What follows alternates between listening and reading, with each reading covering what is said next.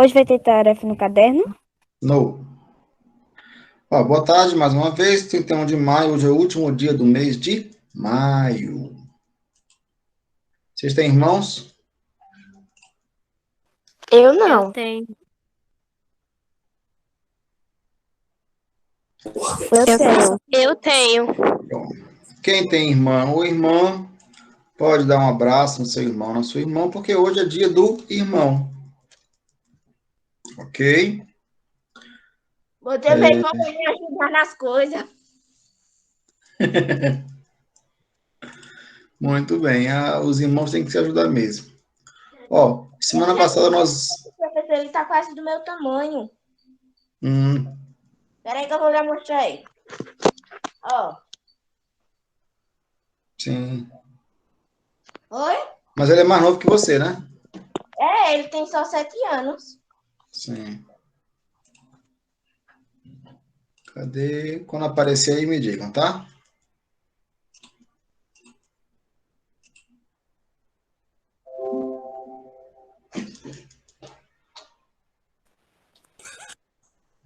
Apareceu. Ok. China Antiga. Nós lemos semana passada o conteúdo, né? E aí eu trouxe para vocês esse material slide que tem aquilo que nós vimos lá no conteúdo e algumas coisas que eu acrescentei que eu acho interessante para vocês também, tá? Esse mapa vocês conhecem, né? É o mapa mundi, né? É o mapa que tem aí todos os continentes da Terra. E esse que está em vermelho aqui, vocês conseguem saber o que é isso aqui em vermelho? Só pode ser a China, né? Exatamente. Tem certeza que tem a China tão pequenininho? É pequeno, Peraí. O que é, Vitória? É grande até.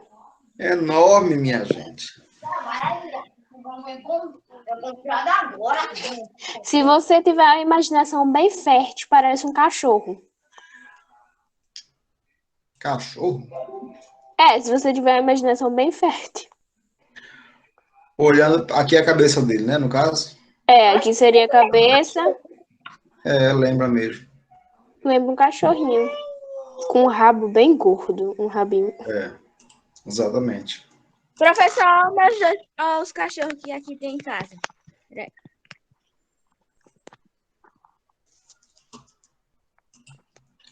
Bom, sim, tô vendo, Vitória.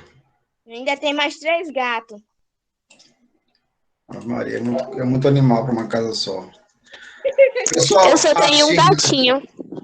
Eu só tenho um gatinho, filhote. Eu não tenho nenhum. Entrou mais alguém? Foi? Deixa eu ver aqui. Larissa Lemos. Larissa Lemos é Maria Eduarda. Maria Eduarda, aí ela.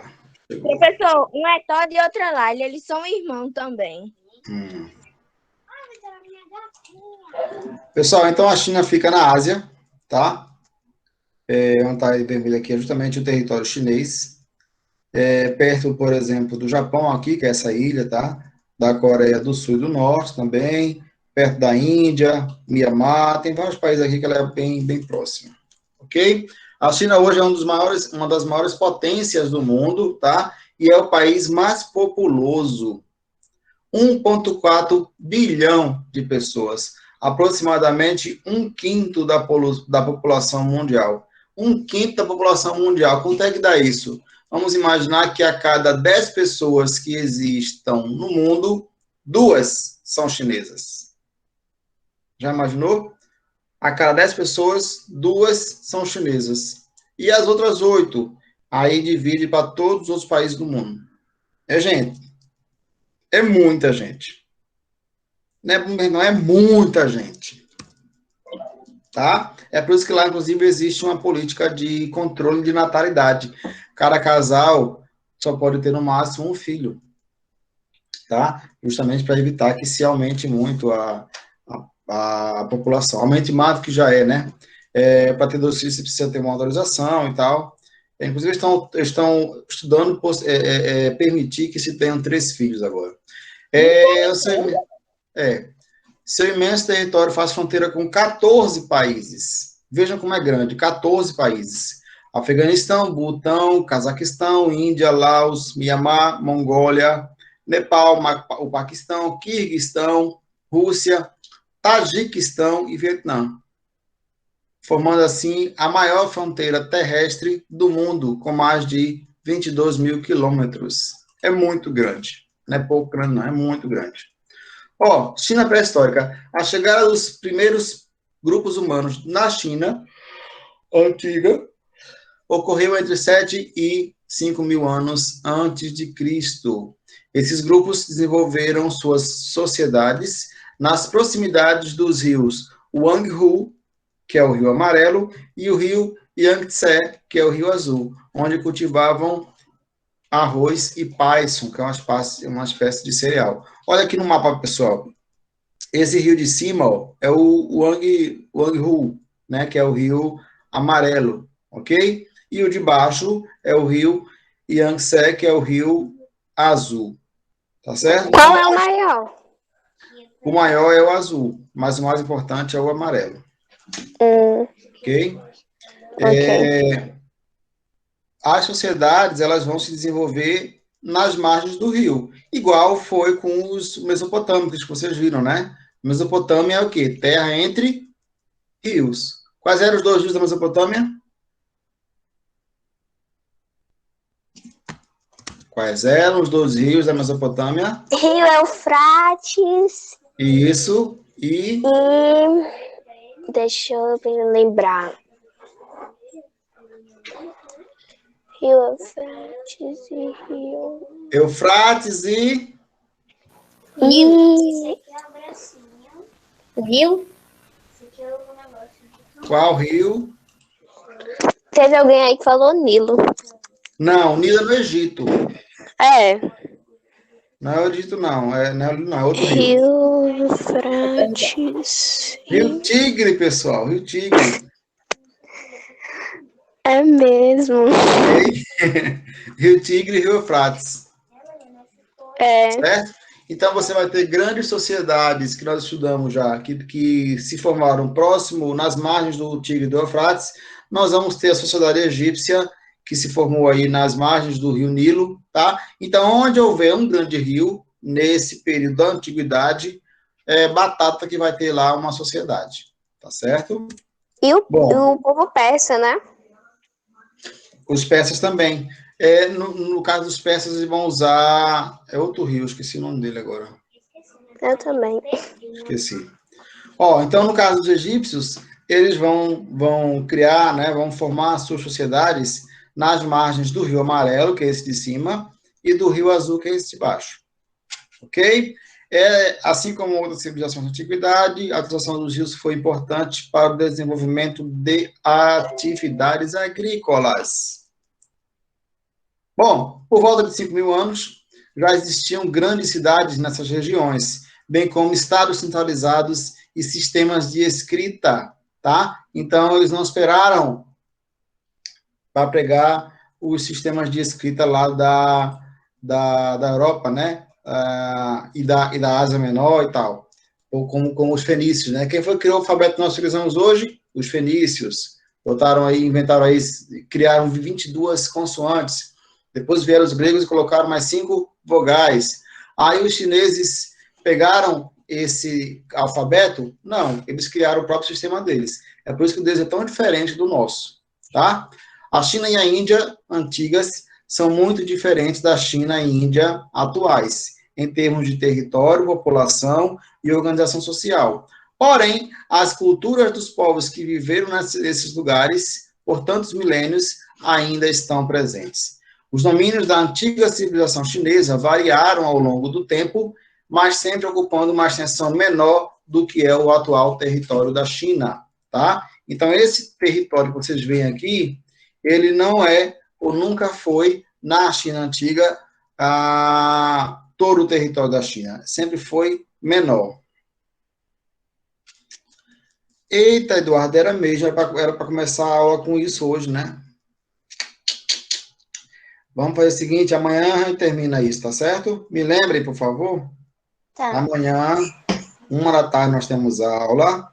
E aí, quando vocês entrarem, já me lembra, professor, atividade, porque senão o professor esquece, o professor é meio velhinho já, e essas coisas não lembra não. Vocês têm que Eu já fiz, todinho. ajudar o velho, tá certo? Mandei. Vamos lá. Cadê? Tá. A agricultura na China antiga, as comunidades que se fixaram ao longo do Rio Amarelo planejavam sua vida de acordo com o calendário das inundações, da mesma forma que os povos que se fixaram às margens do Egito, do Rio Nilo, tá? Eles usavam aí, eles viam quando é que ia ter o período de cheias do Rio Nilo para saber quando é que deveriam plantar. Nas zonas que ficavam submersas, né, embaixo d'água, por vários meses do ano, os camponeses cultivavam um arroz aquático, espécie que se difundiu por grande parte do sudeste da Ásia. Na parte mais elevada do vale, que era pouco irrigada, né, tinha pouca água, os chineses construíram terraços em forma de escadas, que se estendiam por longas curvas de nível. Com essa tecnologia, a água captada do rio era distribuída aí pelo terreno de cultivo e se infiltrava no solo, retendo os nutrientes, que vem a ser justamente essa imagem aqui. Olha que coisa bonita, pessoal. É tipo uma escadaria mesmo, né? São degraus. Essa parte mais verdinha já é a plantação de arroz. Ok? É bem bonito. Bem bonito. Imagina, só a plantação já é um ponto turístico. Pensou? Eles ganhavam dinheiro em dobro. Agora só não pode pisar dentro do arroz. Tem isso. Tem que ter um banho para andar nessas pedras aí, meu amigo. Tem que olhar de longe. Mas é bem bonitinho. Tem outras imagens, se vocês puderem procurar por na internet, tem outras imagens bem bacanas sobre essa... Aqui eles já estão verdinho, tá? Tem umas imagens que, onde está verdinho aqui, mais forte, ainda ele não cresceu ainda, e parece umas piscinas, que é cheio de água. É bem bacaninha. Eu já vi uma dessa bem grande. Yangshan e Longshan. Aonde? Na internet. Sim. Pensei que tinha ido para a China. Digo, China, nem me levou. Não. Deus me livre pra China, meu amigo. Fora meu amigo foi criado, meu amigo. Eu não quero ir pra lá, não. Eu também não. Eu. É gente em cima de gente, com mais gente, ainda tem um pouquinho dentro do bolso. Por volta de 2000 anos antes de Cristo, o Vale do Rio Amarelo já abrigava aí importantes culturas como a Yangshan e a Longshan. Em suas aldeias praticavam agricultura e a criação de cães, porcos, bois, ovelhas e galinhas. Acredita-se que as primeiras cidades da região surgiram a partir das aldeias Longshan, cercadas por muro de terra batida, que é mais ou menos isso que tem nessa imagem aqui, ó. Tá? Tem aqui as habitações, ó, quase parecendo uma oca brasileira, né, dos índios brasileiros, e aqui tem um muro, tá, que era feito, na verdade, de terra batida, não tinha tijolo, não era de pedra, não, era só terra batida. Ok? Meio complicado esse muro. Mas, claro que aqui são as primeiras sociedades, né, então não tinham também, se o muro ele era relativamente fraco para os padrões de hoje, para a época supria bem a necessidade, né? Não tinha arma de fogo, né? Não tinham ainda grandes armas de guerra. Não tinha tanto perigo. Isso, exato. Tradicionalmente, a história da China antiga é periodizada, né? Ela é dividida em períodos pela sucessão das famílias pelas quais foi governada. A essas famílias nós chamamos de dinastias.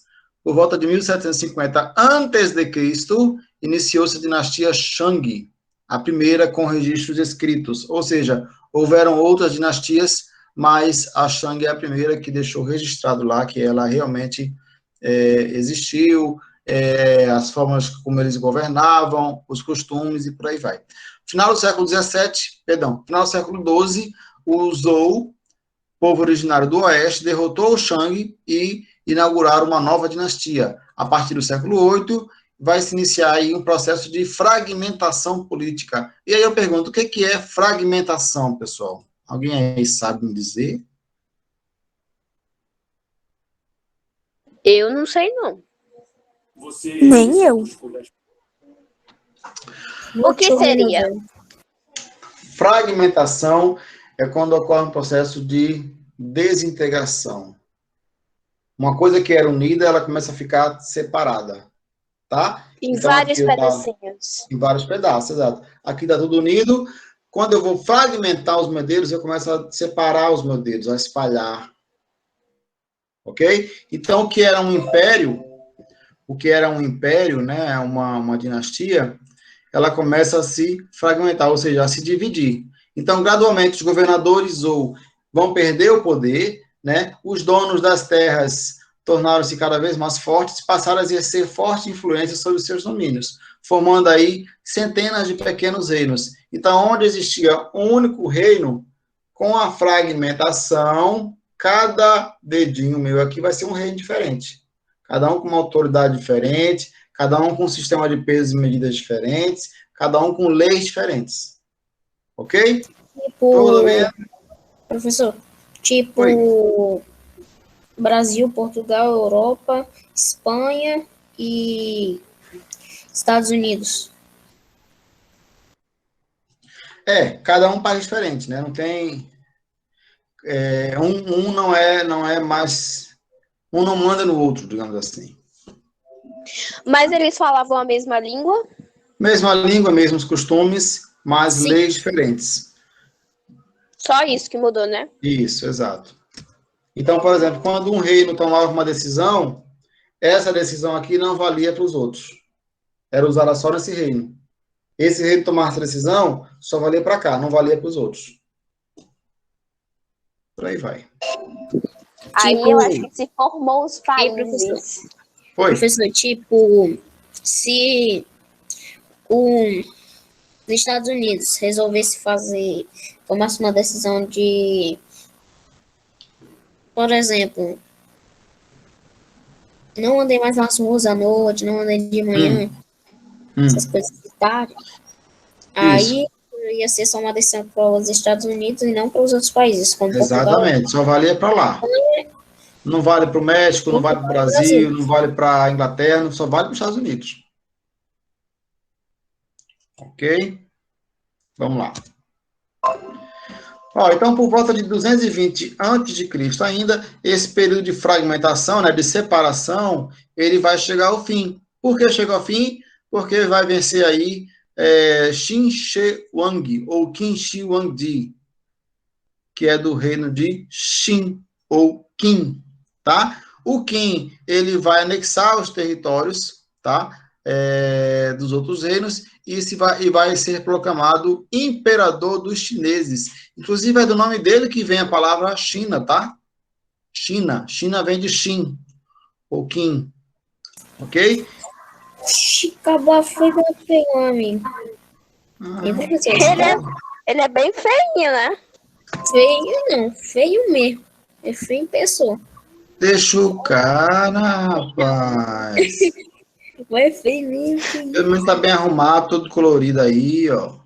A ele tá roupa, bem a roupa colorido. até não pode a roupa até não pode descrever, mas o rosto, meu amigo, pensa. Pessoal, já ouviram falar da muralha da China? Já. Sim, já ouvi Já? falar. É a muralha mais Mas não alta que foi construída na Pronto. China. Muralha Foi mais esse alta. rapaz, também- foi esse rapaz bonitinho aqui que teve a ideia de fazer essa muralha aí. Na verdade, ele pegou várias muralhas de vários reinos que existiam e passou a uni-las, tá? Para deixar ela como uma só.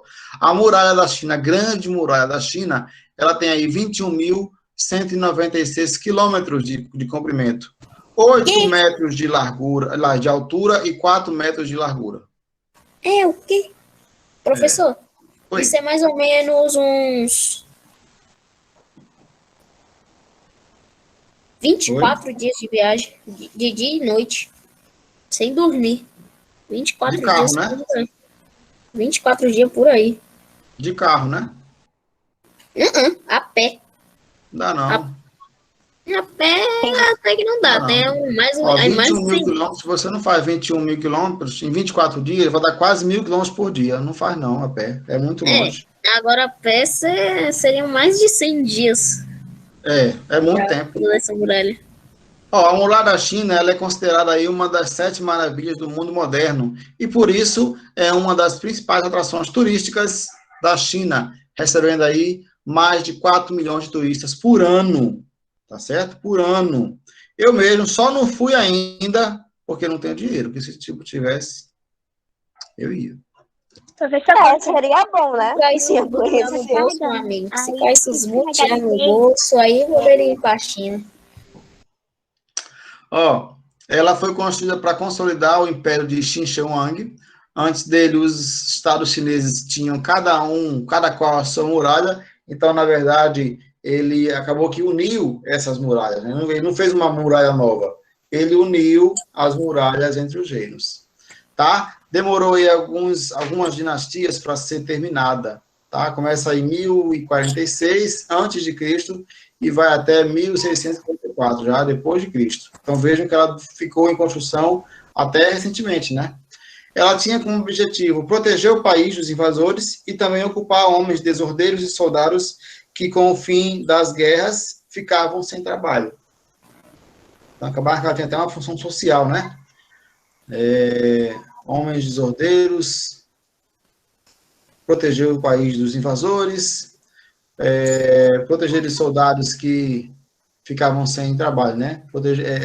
Combater o desemprego, no caso. Professor. Oi.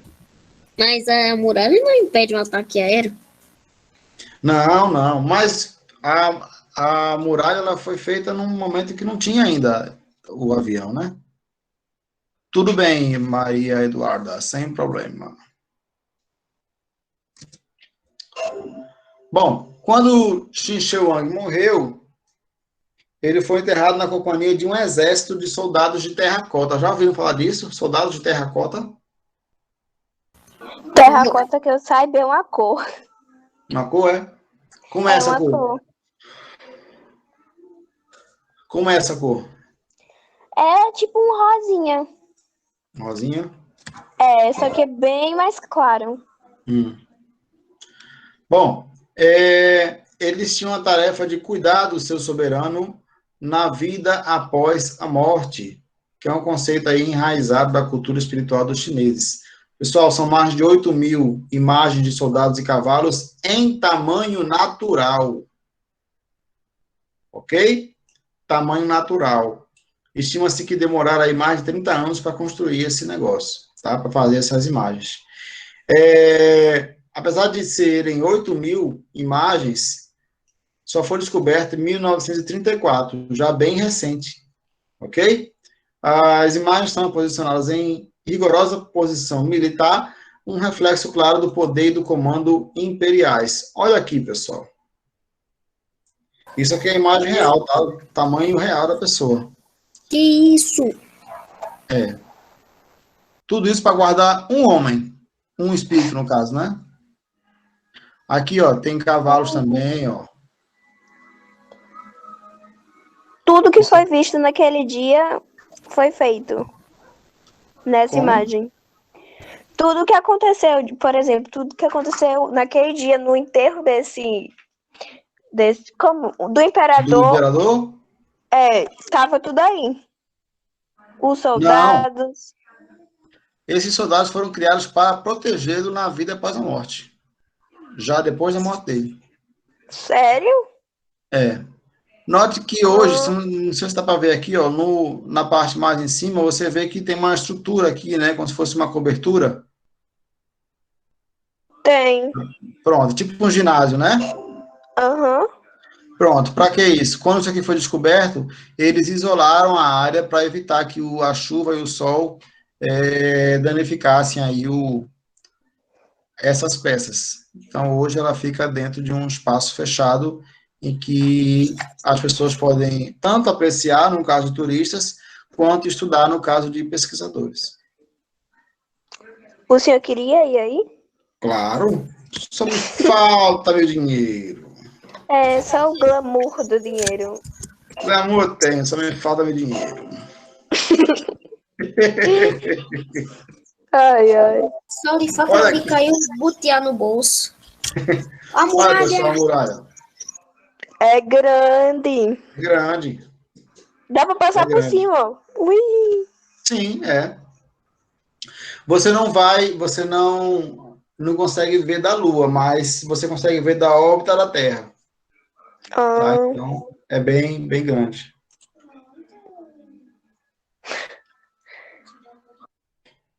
Rota da Seda. Após a morte de Qin Shi Huang, uma nova dinastia vai se estabelecer em 206 a.C. e ela expandiu o território do Império.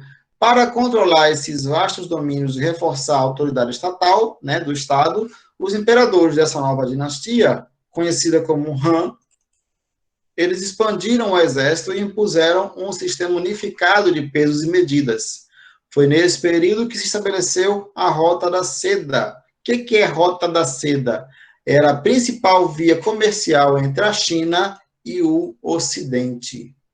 Ok? A ampliação dos contatos comerciais contribuiu para o desenvolvimento cultural da China e o surgimento de uma nobreza urbana mercantil. Devia passar muita seda por aí, viu?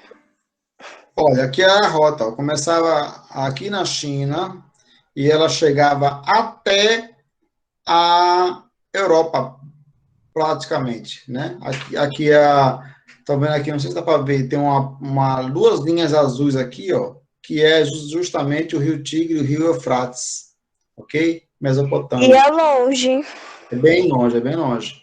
Tá? Então, esta rota da seda, essa rota comercial, ela vai ser bastante utilizada aí durante séculos.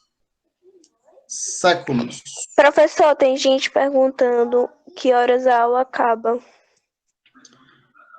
3h10. Ah, já tá acabando. Ok. 3h10. Bom, pessoal, aqui tem aqui, ó, Império Sassânida da Pérsia, Império Gupta, Império Vakataka, Estados Indianos.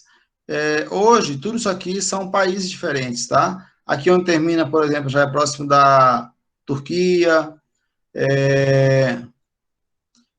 aqui vai ser a China, aqui por cima vai ter pedaço que é da Mongólia. Isso aqui tudo são países diferentes. Aonde está aqui em vermelho, ó, do lado direito, Reino de Yamato, aqui é o Japão, Reino de Silla e Reino Goryeo, aqui é onde fica hoje as Coreias, enfim, são países diferentes hoje, mas já eram ocupados por vários povos no período antigo, tá certo? Eu vou parar por aqui e fazer a chamada, e aí na próxima aula nós terminamos essa parte aqui. Ok? E faça o exercício também. Professor, Oi. Professor, vai ter Pode tarefa falar. desse material?